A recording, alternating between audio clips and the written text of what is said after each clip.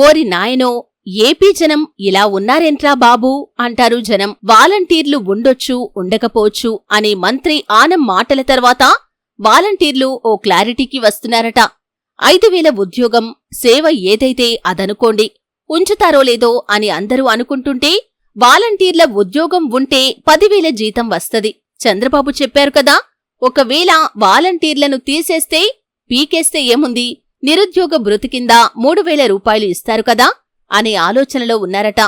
వాలంటీర్ల వ్యవస్థ ఉన్నా ఊడినా ఏదో ఒక రకంగా డబ్బులైతే వస్తాయి కదా, కాకపోతే తగ్గుతాయి అంటున్నారట కొంతమంది వాలంటీర్లు.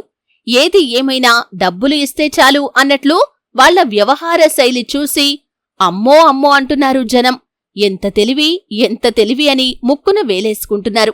చంద్రబాబు చెప్పినట్లు ఇస్తే 10,000 రూపాయలు, ఒకవేళ ఇచ్చిన హామీ తప్పి వాలంటీర్ల వ్యవస్థను తీసేస్తే నిరుద్యోగ భృతి 3,000 రూపాయలు ఇస్తారు కదా, ఇవ్వాలి కదా. ఎవరికోసమిస్తారు, ఎందుకు ఇవ్వరు అనే ధీమాతో ఉన్నారట వాలంటీర్లు. ఇప్పటికే వాలంటీర్లను పెన్షన్ల పంపిణీకి దూరంగా పెట్టింది ప్రభుత్వం.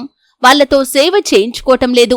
దీనికి తోడు మే 31వ తేదీతో ముగిసిన వాలంటీర్ల వ్యవస్థను కొనసాగిస్తూ కూటమి సర్కార్ సంతకం కూడా చేయలేదు. ఇదే సమయంలో మంత్రి ఆనం వాలంటీర్ల వ్యవస్థ ఉండొచ్చు ఉండకపోవచ్చు అనే మాటలతో ఏపీలో వాలంటీర్ల వ్యవస్థ ఇక ఉండకపోవచ్చు, ఉండదు అనే విషయం కూడా స్పష్టమైంది.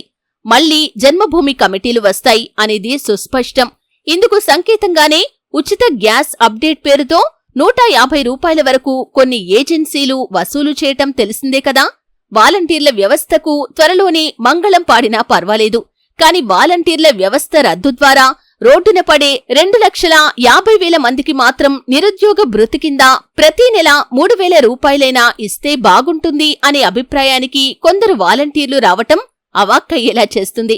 ఏదో ఒక రకంగా డబ్బులైతే కావాలి, రావాలి, ఇవ్వాలి అనే ఒపీనియన్లో ఉన్నారు. ఏది ఏమైనా కూటమి సర్కార్కి 10,000 ఉద్యోగం తీసేసి 3,000 రూపాయలు ఫ్రీగా ఇవ్వటం ఏదైతే ఉందో అద్భుతం, అత్యద్భుతం, అమోఘమైన ఐడియా కదా.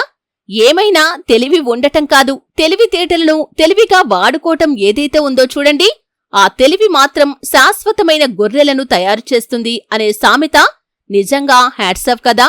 బతక నేర్చటం కాదు, బతుకుతో ఆడుకునేవాడిదే రాజ్యం.